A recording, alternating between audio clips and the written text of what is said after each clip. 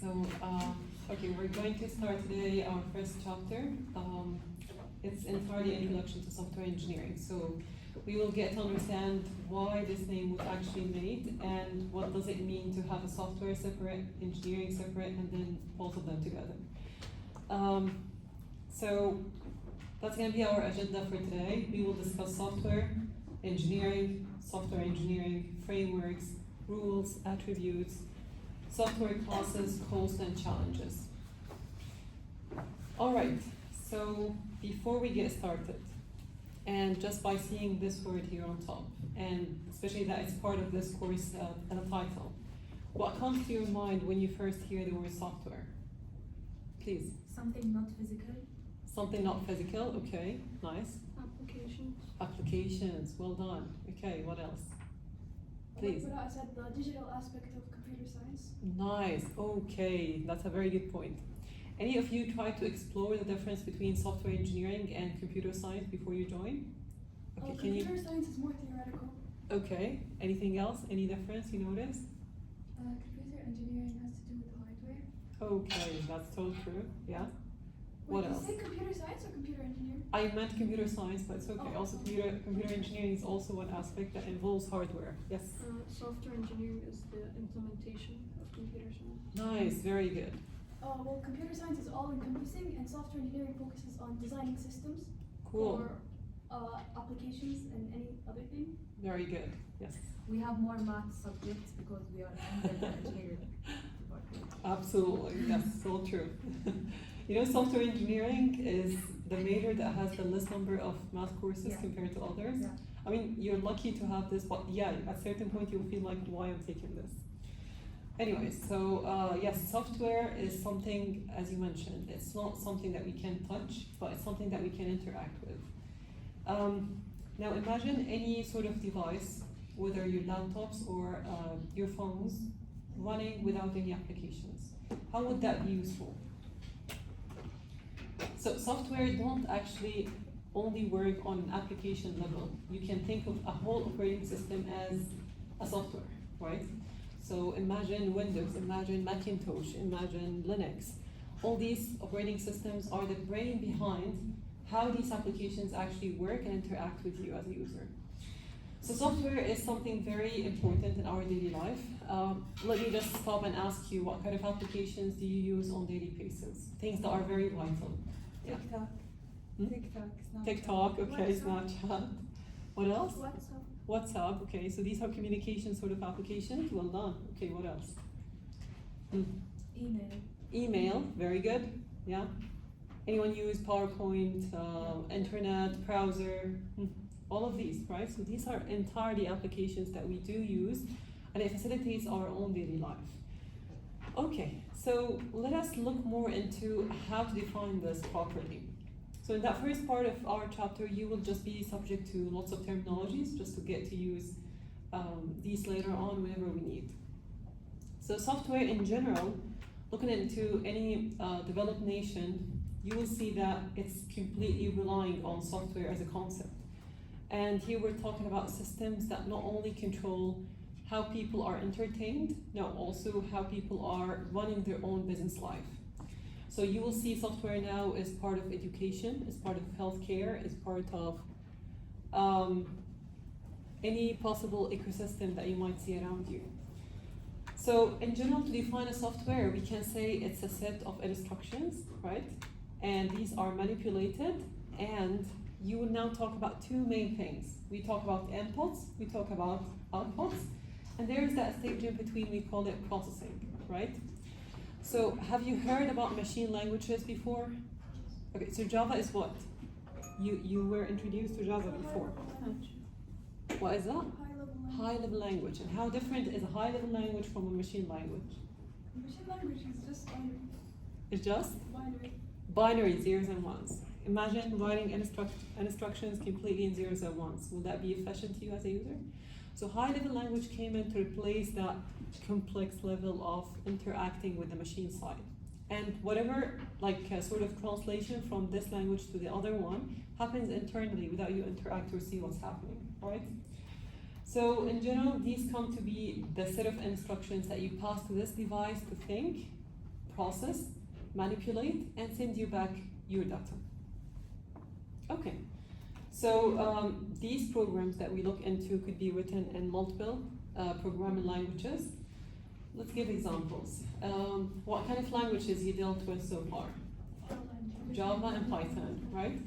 Did you create any application, like anyone tried mobile applications before? Yeah, I use Nice. Dart. Dart, oh wow, that's cool, okay. So we have darts, what else? Any other language you're aware of? Swift. Swift, very nice. So Swift, we use it mostly for iOS development. Very good. Unity, We use okay. C sharp. C sharp and Unity, exactly. So C sharp is also one of these languages that are very, very robust. It's among the C family. C family in general, you will see C, ANSI C, C sharp, C++, and they're all efficient and working very nicely. They're even the main language behind the Linux implementation. So you can imagine the core is so robust. Okay, is it very hot? I can feel it, but I don't know where to control this. I can contact the facility for this, sorry. Okay, so in general, we try to look into these various computer languages that can help us facilitate, build, and implement and test whatever software we are building. But again, as we said, the platform will control what language do you use. So if we're talking about mobile applications, this is different from talking about web applications. Completely different from desktop, completely different from other types, like embedded systems and other stuff. But in general, what they are all common to have is when you imagine that there is an ecosystem or infrastructure that share data, as we discussed last time, then there will be some sort of integrations that you need to do. So you will bring up all these softwares together, make sure that they can run within the same environment and provide a synchronized and possible up-to-date information for you. They all share a very important phase, which we know as documentation. Now let me recall back some stuff from last year. So how many times you were coding stuff and instructors or faculty were guiding you to properly document it in written comments? Have you ever added comments to your code? Yes. Have you ever tried reading your code like a year after you wrote it? Never? Okay. Yes, and That's very, sometimes I don't remember. believe it or not, you will feel like someone else did it. It's you, and the logic is yours, and sometimes you're fully understanding it when you write it, but because it's missing proper documentation, when you start revisiting it again, it feels like something is weird, something is off. And that's why documentation is a very important step when it comes to software in general. It's very hard. Believe it or not, there are some languages that will never help you document properly, one of which is React. In React, it's known for it's like a language that supports frequent changes. So imagine that using it, you can just do a daily change if you want to your application. And there will be a very hard tracking record to what kind of changes you made to your code, how it's actually implemented and stuff like that. So some languages could be very professional, but documentation-wise, it's very, very poor. These sort of documents are quite important, and I will discuss only 3 possible types of these documents for now. Let's get started with the requirements document, which usually starts with you in the initial step. Do you know where or when actually we start working on requirements document? Like who are the entities involved in this document building? Have you ever heard about this document? Okay, so you're taking SE201. Is it this semester? Mm-hmm. Not yet. Okay, so next semester you will. In this entire course, you will learn how to build requirements document. But let me brief you on it, okay? So you are having a very nice software, okay? So a project has been assigned to you. I came to you saying, okay, you have this big organization, they are seeking a software help. So they already have, let's say, an obsolete system that runs their job, or sometimes it's a manual task that they do. And your job as a software engineer comes to automate this process, right? Now there is one of 2 situations, one of which you will be very lucky, the other you will be very unlucky. If the stakeholder knows what he wants and knows how to deliver this to you, now this is best scenario. And the other, which is most common, is stakeholders don't know how to explain. So they tell you, assuming like you know and understand everything, okay? And here comes your job as a software engineer. You need to use your observation, okay? So you need to tell, okay, let me see you while doing this task, okay? And you start taking notes, okay, what kind of requirements could be applicable here? You start collecting this for the sake of building a solution, okay? So a software, to prove this, a software is a package that's implemented to solve a real problem, right? If there's no problem, there's no need for having a software. So, requirements document is the main communication channel between you and the stakeholder, okay? And remember, this doesn't only list the main features of your application, this has to reflect two things, functional requirements and non-functional requirements.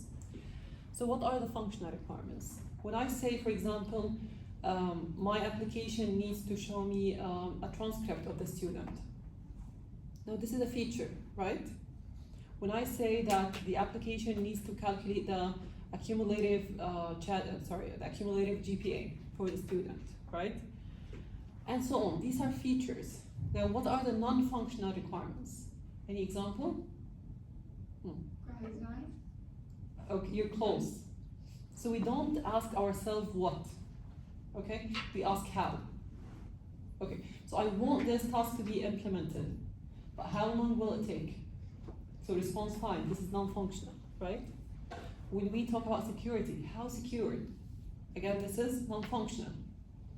When you say that this is a portable solution, so I'm building a hardware, like, I don't know, maybe an Oculus or headset. This could be lightweight, you can put it on and move, right? And it can be an entire device that you can't even push, right? So portability is one factor, right? And so on. So requirements document try to sense all these measures and factors in terms of functional features and non-functional features, okay? But everything has to be documented. Then comes the beauty of prioritization, which is also a technique that we will learn as we move on. So I can promise you 100 things, and that's what we do, right? But what you can deliver could be just 5 or 7 things, right? But these 7 things need to be the core, right? So if you deliver, I'm satisfied. Then the rest could be rescheduled, let's say for further phases, and so on. So now this is mostly a requirements document. How about design document? Any idea? What do we include in? Every detail you have about the application, how you intend to design. Okay, so details of how we intend to design our Everything application. about the software. Very nice. Have you been ever working on UML diagrams? Do you know what are No. these? Not yet. Yes, no? We know it. Well, you know it, perfect. Okay, so you know class diagrams, for example. Yes. Can any of you actually tell me about your project last year?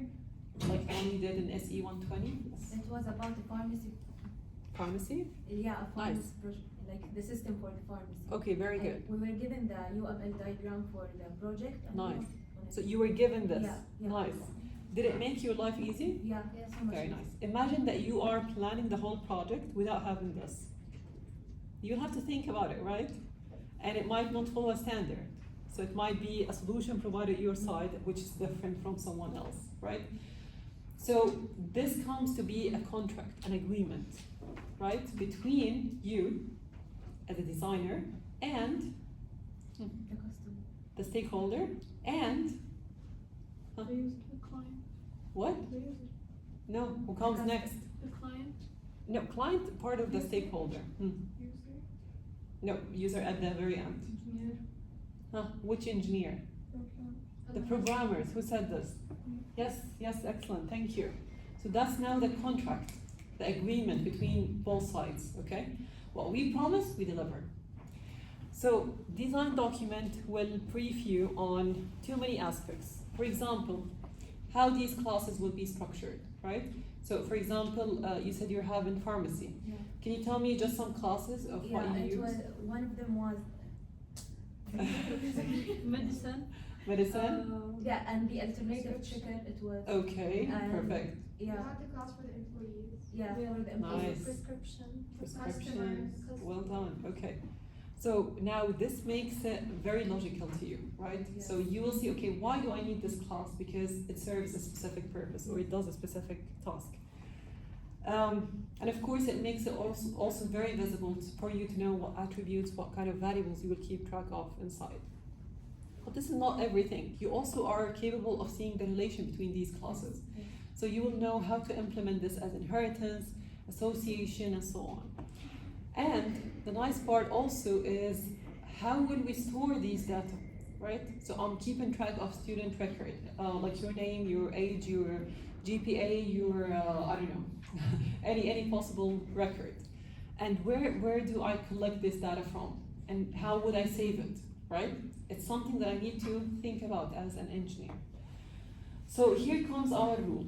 We need to think of the front, things that are visible to the user and can interact with, and also we need to think about the back-end work. So how these data will be collected, how will it be stored, maintained, kept up to date, synchronized, and then reflect a good output to you as a user. So design document take care of your data, take care of your classes, take care of your use cases, knowing who will be using this system and how each of these users will actually be using the system. So let's take a very simple example, Moodle. We all use it, right? But the work you do your side is different from the work I do my side, right? It's different from admins use. Let's give an example. You can submit your own assignment. Can you see another assignment for another student? No. Now I can see this, right? So I can see all students' submissions listed. I can see your full grades, right? I can send you announcements, alerts, whatsoever, right? And there are some limitations also that I can't bypass with my current rule. So, for example, admins can enroll users from outside the university, even if they don't have Al Faisal email, right? I can't do this. So I can enroll temporarily a user for 24 hours maximum, and the system will eliminate them like eventually afterwards. So every rule has its own permissions, use cases, and these use cases will need to be adjusted and implemented accordingly. So design document help you visualize this. Helps you also visualize the network, the communication between different entities. Have you heard about client to server architecture? But let's give a very simple scenario. You are a client, okay? And you're hungry, you just headed to a restaurant and you wanna order anything from the menu they offer, okay? There's one of two situations. You want a burger, but you went to a pizza shop, okay?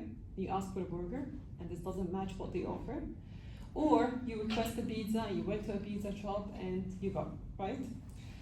So what happens here is you as a client, you submit a request. I need a pizza, okay? Then there's the other side, the server, which is the restaurant side. So they receive your own order, right? And then they will double check, do we have these items available? Sometimes they will tell you, okay, this is out of stock, this is not there anymore, right? And they will validate and send you back a possible output, which could be the real order. So this is the client server in simple words. You request something, right? Specific data, it gets validated, and then the final output is returned back to you properly. So again, all of this architecture, again, design of classes, design of data, the way permissions are assigned, the way use cases are done, even an initial prototype of how the system will look like. This entirely goes inside design documents. Nice. Now last step would be user document, user manual. And why do we need this? Have you ever seen emails coming from the IT people? Okay, we made updates, and because we want to tackle you through these steps, we attach a PDF, and you see nice screenshots with nice description. Does it make it easy? Yes. So user manual is quite important, especially if you're offering a system that will be utilized by many people. Okay, and it's always important that you get the user through a real tutorial, either physical, like face-to-face, or you at least share this as a document. Okay, now we have a cost. So if you buy a software, you pay for it, right? And if you buy hardware, you also pay for it. But which one you think is higher? Software. Software. Why is that? Because it needs to be maintained. So you know what? There was a question I'm waiting from you. You would ask me what kind of software we're building, right? Because that will define how costly it will be. You agree? Yeah. So sometimes I can build a 10-minute software. Is that considered a costly one? No. But it might scale up to be something that 10 people work on, let's say for 5 months, right? Now this is a bit costly. Could be 10,000 people working on it for 5 years. This is very costly. It could be a critical system. Now imagine a system that manages airports, like which plane is taken off, which plane is landing. All these data are kept track of, and a single mistake would cause a big trouble, right? So these will be, of course, invested in more, and the cost will be higher to maintain, to keep up to date, and to make sure that it fits actually the real case scenario. Okay, now this is software. Now how about engineering?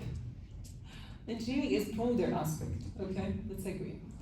So it's application of scientific practical knowledge that's meant to simply invent, design, build, maintain, and the last one is the most important. We enhance systems and processes. Don't think this is easy process. So I would say 90% of successful researches you will see currently in publications depend a lot on seeing real bugs existing in current systems, trying to fix them, trying to introduce a better option. And this takes a lot of time. So enhancing systems, enhancing processes, this actually requires a huge amount of resources and time to do. Like we've seen this a lot actually with industrial students, engineering students. When they go, let's say, to factories and they try to see the production line, like how long it takes, let's say, to provide a production. And then they try to see what kind of resources are utilized and the time it takes and so on. And they try to use these inputs to try to enhance the process so they can, for example, increase production or decrease number of resources given the same production and so on. We see this in tiny projects, but it takes years to analyze, to observe, to note down notes, and then plan an automation process. Now let's put both together now. How can we define software engineering? So now we know software, right? We know engineering? Cool. Like software engineering, oops, what happened? Okay, now how would we define software engineering? Let's call it a discipline, okay? So we are here concerned mostly of the production of software aspects. You agree? So we use all the knowledge we know, all the best practices of engineering. We try to utilize this into building a nice software, yes? So we can say that this is a systematic approach to apply engineering in development, in operation, in maintenance of our software. But this is not so easy and straightforward. We have to follow processes. We'll talk about different types of processes, but for now, let's go with the default, the most easy. How do we start? We have a case study, right? We have an organization requesting a software. Step number 1 is trying to collect your requirements, yeah? So you sit with the stakeholder, you try your best to know what's the main issue, how they solve it currently, and try to propose a solution that will address whatever problem they discuss. Then comes design, and as we said, of course, out of requirement specification, you have here an output. We call it SRS document, Software Requirement Specification Document. So this document lists for you functional and non-functional requirements. Then comes design, and out of which we provide exactly. It's part of design document that lists UML. We call EER as well, like entity relationship diagram, mostly for databases. And the flowcharts. Excellent, very good. Activity diagram, sequence diagram. You will see a lot of diagrams in this document. Okay, and also a prototype, a possible initial draft prototype will be there. Then comes the hardest part. Now development. Now, out of all these phases, which one you think takes the most amount of time? Development. Followed by? Testing. Very good. Testing or maintenance? Maintenance, yes. Then testing. But if our system is critical one, then testing needs to be given the second top priority. So if we're talking about something related to healthcare, a device that will affect people's life, right? Could be doing a surgery, I don't know, could be something very subject to accuracy level, and it might be, very critical to deal with.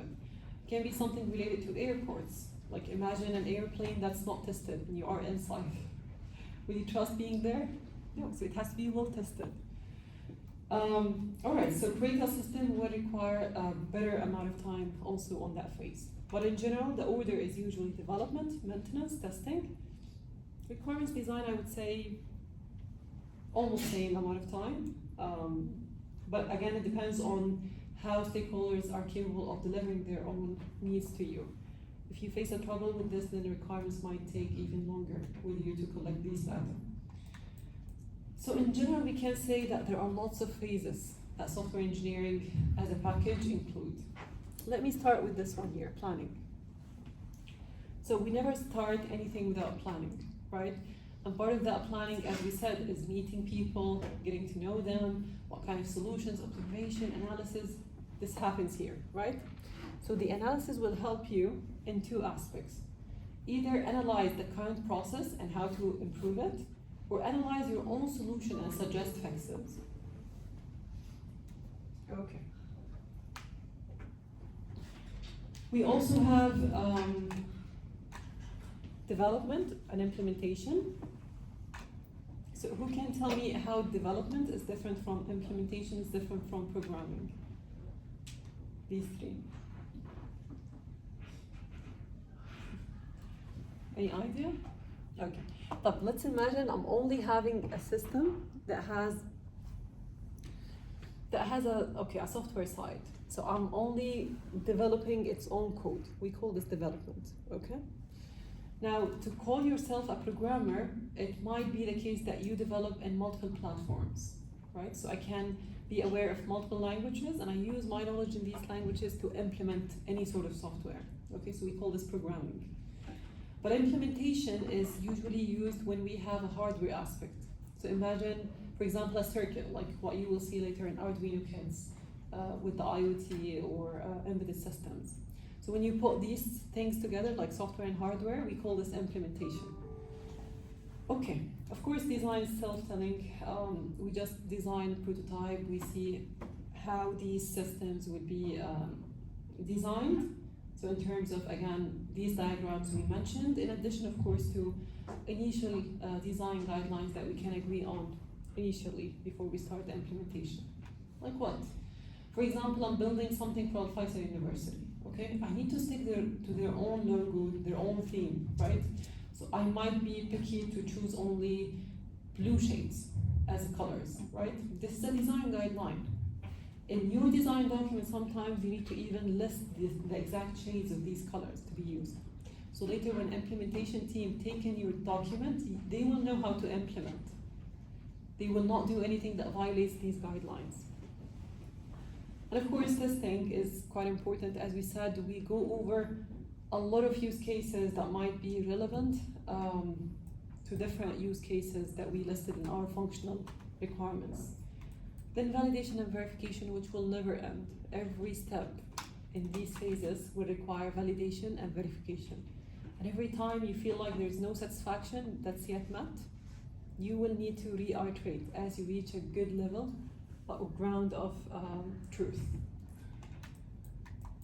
Okay, so I think that's it for software engineering. I hope till this point it's clear. Do you have any questions? All good? Okay. So let's look more into that framework from inside. So let me ask you, and just try to reply to me honestly, okay? When you implement something, do you think your code is the best code? No. So if someone tried to came to you and said, okay, there are lots of bugs, there are lots of mistakes, will you take it personal? No, I think if someone looked at my code, they would cry. Oh. Why? Spaghetti code. Oh, okay. Okay, interesting. So, okay, that's actually why documentation is important sometimes. If you know how to document your work and you're part of a team, then other team members can come in and fix your problems. But again, if there's no documentation and the team is big, you will start seeing these tangled more. Yeah, and part of that is learning how to name classes and variables and methods because I'm really bad at that. X, Y, Z, and it works. Yeah. Okay, yeah. I mean, sometimes when you code things fast, it happens, and it feels like a long, long way to go back and fix it. Yeah. That's why you either start good from the beginning, or you have quality checks as you move on. Either you or someone else in your team can do it. But I have seen this myself a lot. Students sometimes come to say, okay, my code is the best, it never breaks. And then when you give a very simple test case, very, very simple, it breaks the entire thing. We call this sometimes development ego, and it shows sometimes by experience. You feel like, okay, I can do this, I can feel, I can do it. But sometimes people who might have like longer duration of experience can actually know how to break a code so easily. So usually we go over the process that we know, but again, we're not here talking yet about the process. So these phases that you see so far could be restructured in a better way. Talking about requirements gathering in general, we need to identify stakeholders, step number 1. Who will be using this system? So identifying the target end user is really, really important. Sometimes it's an organization, okay, and you know people, okay? Sometimes it's even harder when you target public, because you will need to be specific. Am I targeting children? Am I targeting teenagers, adults, elderly people? Every time you decide on any of these categories, the requirements will be different, okay? So stakeholder identification is step number 1. Then knowing the requirements, as we said, functional, non-functional, right? Analyze, review, and validate. And this happens part of any framework activity that we move on with. Design, similar, as we said, we need detailed design, we need to end up with a good prototype, we need to have a system architecture design. Again, review and approve. Coding is where you implement and you start following standards and guidelines. These standards could be best practice. So sometimes you're building something for children, right? And this system could be extracting data from the child. Under what law you need to use these data, right? So we need to think even further. Ethical and unethical measures need to be discussed sometimes to make sure that your implementation is error-free. Version control, and I'm pretty sure you do this in every document that you complete. Sometimes you start, let's say, with a document, you name it V1, right? And then you do some updates to it, and then you start naming it V2, right? Or V3. And you start having hundreds of these documents that you don't know where to place. But we call this version control, and it's quite important for us to keep track of. So we are able to get back into the history and see the best possible scenario that was working if any bug or an internal shutdown happened. Peer review, of course, and testing is quite important. So moving from this step to testing requires planning for these test cases. Once you have them developed, you will need to execute them. So we have already a software now ready for us. So go and try to test all these scenarios on. And you will start reporting your own observations. So did it pass this test case or not? If not, you will have to add notes. And it will have to go back and reiterate to fix this bug over and over. So unless you reach a place where all the testing cases pass, then this is somehow a ready sign to complete, okay? So this can go towards deployment, and here we try to launch it to end user. So we now take live feedback. And you try to set up the environment properly. You try to migrate data if needed so it can be used by multiple applications. And up-to-date synchronization can happen frequently. Then you go live and you start monitoring the current performance. Now, maintenance is quite important and very, very tricky. And many applications, by the way, fail at this stage. So you go live and then people are not satisfied. And we face this a lot. Can you give any example of any software that went into that stage of end user refusal? Anything you recall? No? Okay, like you as an end user, do you know any application that didn't satisfy you?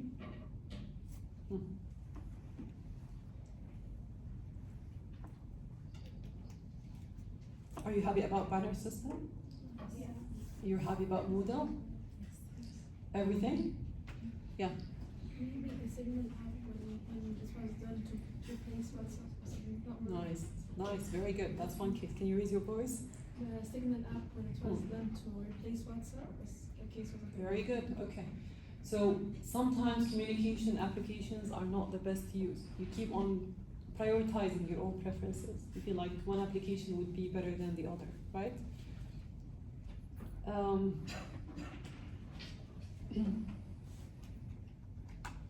Okay, so maintenance in general, we keep tracking issues here. We keep on resolving issues as they evolve. We try to update, make necessary enhancements. We try to optimize whatever performance to allocate for more people, to make sure that the response time is perfect, it can operate on multiple platforms. People are not complaining much, data is still stable. These are all things to keep track of. Then of course you need to support user and training if this is, let's say, delivered to an organization on long term. So you keep on updating the system whenever a new requirement comes in as well. Okay. I think I'll stop it after this one. You're all joining software engineering department. And let me ask you, do you have a plan for what career you're going to join after graduation? Do you have a title that you set for yourself? Yeah. So like what? Just App give developer. app developer? Okay, what else? Yes? Cybersecurity what? Engineer? Okay. What else? Yes, please. Maybe consultant?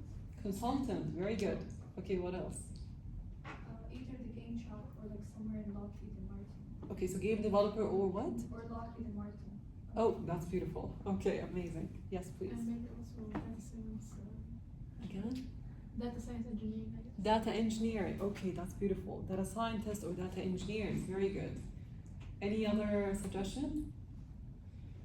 Well, believe it or not, out of this software engineering department, you can get into hundreds of possible titles. And this is just a sample, okay? That's not covering everything. Let me just categorize some of them to you really quick and tell you the difference between these rules one by one. So I'll start with this first row here. We have front-end developer, back-end developer, and full-stack developer. Do you know the difference between them? Okay, so yeah, please. The front-end developer is what the user sees. Excellent, And the back-end is basically the code that's excellent, excellent, very good. Things in action, right? fully So- stackable stuff. Yes, exactly. So imagine you're having an application. I'll call the best simple example here. Where is that? Calculator. You're all familiar with this one, right? When you see this, what do we call it? That's front end. So the interface that we see, okay, as a user. Now, when I start saying, okay, 2 plus 2 equal 4, this is what? Huh? Back end. So when you start seeing the features of the application in action, now this is back end. This might involve also databases, verification and validation of the server side, right? Of course, not with the calculator, I mean bigger examples. But in general, there is also full stack. And full stack is meant to combine these two components together. So you work in front and in the back, right? Now let's talk about these other very specific types of development. We have web developer, we have mobile application developer, we have embedded system developer, right? We have cloud developer, we have game developer, blockchain developer, and there is a programmer who's just casual, they can do any sort of these implementations. But these people are just very specific to these sort of platforms. So a web developer would know how to, let's say, publish something in .NET. You know .NET? Like something written, let's say, in Visual Basic, or let's say written in C++, okay? I can also develop something in PHP. Moving to mobile application, I can develop something in Android, run on Android, or let's say run on iOS, or run as hybrid approach, like on both of them. Yeah. If I design it, let's say, with Flutter and Dart. Yeah. and so on. So there are lots of other examples of that sort. Now, cloud developer. What's cloud developer? Any example of cloud application that you dealt with? Drive, Oh, OneDrive, excellent. iCloud. Cloud, perfect. iCloud, AWS. Have you heard about it? Yeah, I know it. Perfect, great. Any other addition?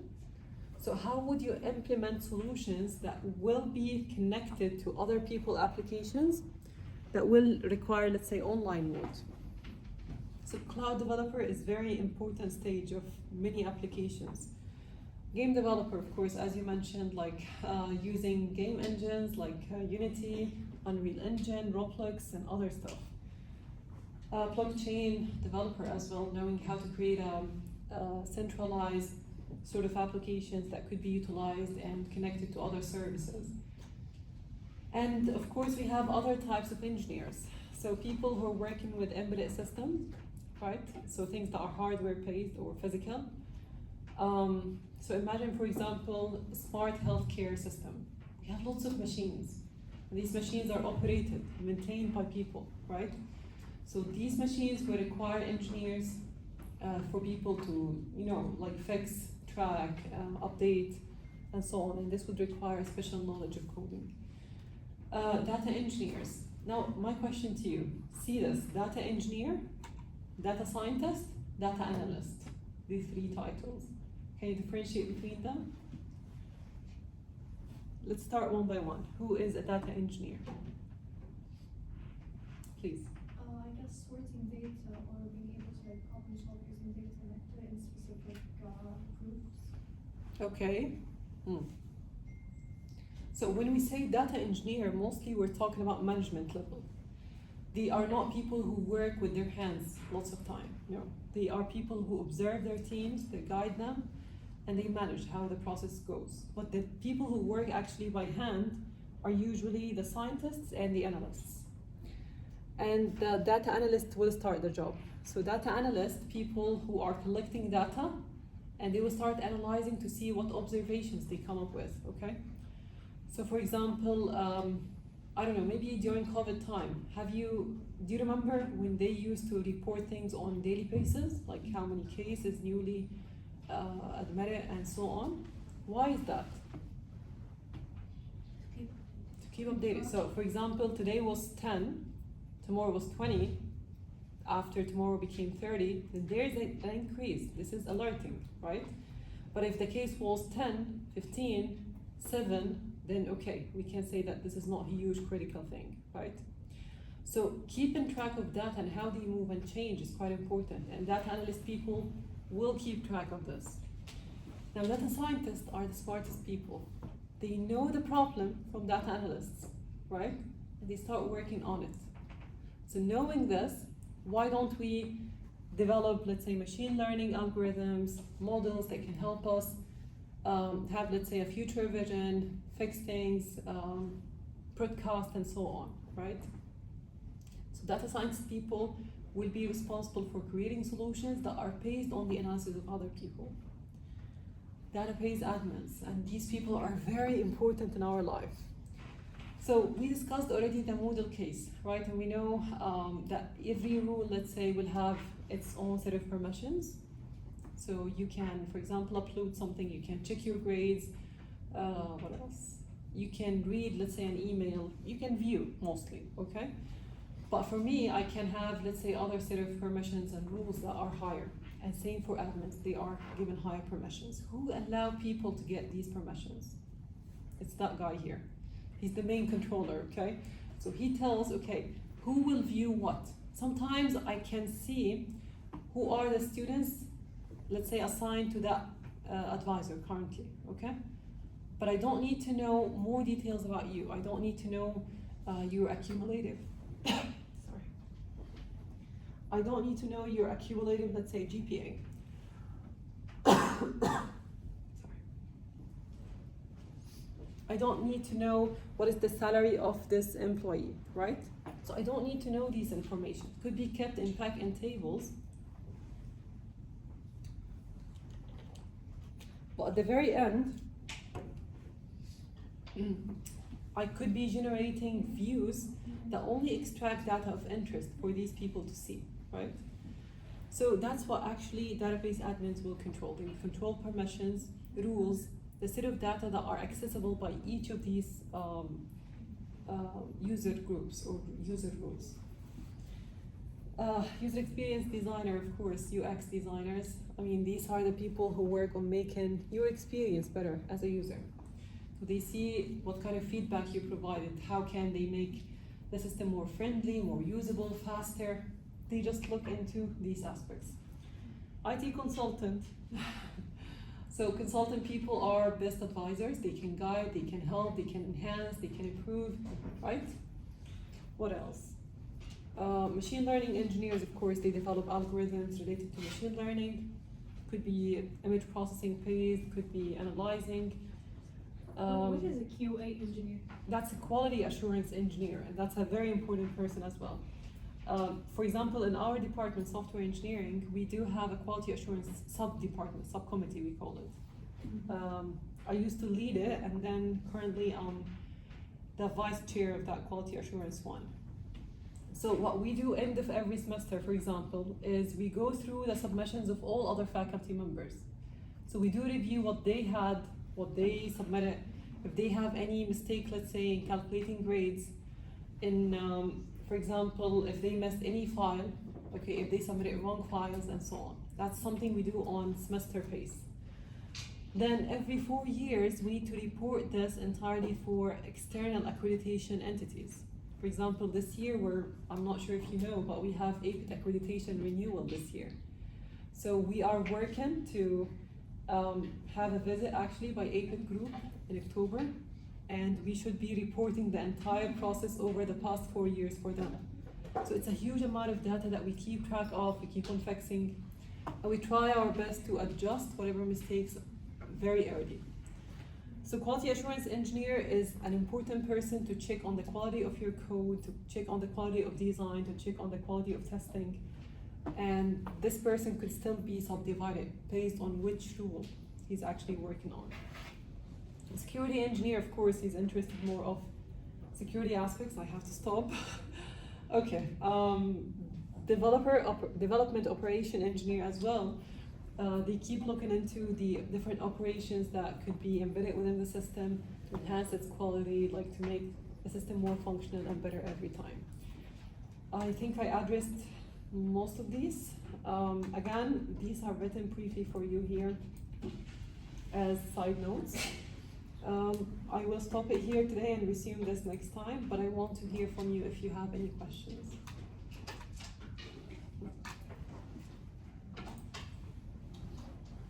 So till this point, is everything clear? All good? Okay, thank you. I took 10 extra minutes, I'm so sorry. I'll take attendance, then I'll give you like 5 minutes break, okay? Just to somehow move it. I think there's no class here, and if so, I think we can resume. Let's test it out today. What do you think? Okay. Okay, so let's just take your attendance, then 5 minutes break, and I will stay here. If no one showed up, we will continue.